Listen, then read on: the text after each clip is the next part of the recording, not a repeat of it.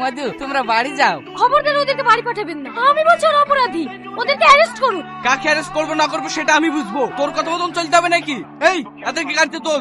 অবশ্যই তুলতে হবে, ওদেরকে অ্যারেস্ট না করলে আমরা গাড়িতে উঠবো না। তুই আমার মুখের উপরে কথা বলছিস? চো গাড়িতে।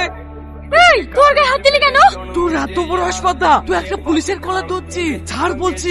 আগে জবাব দে, তুই কেন ওর গায়ে হাত তুললি? এই ভালো ভালো বলছিস, স্যারের কলার ছেড়ে দে। কি হলো, কথা মনে লাগছে না? ছাড়। এই তুই বিশাল বড় ভুল করলি আমার গায়ে হাত দিয়ে। তুই আমাকে চিনিস না, কালকের মধ্যে যদি তোর বংশ আমি না ধ্বংস করতে পারি না, তাহলে আমি এক বাপের মেয়ে না। এই চল আগে তো জেলে খানিকটা নিয়ে আয়, তারপরে যা করতে করিস।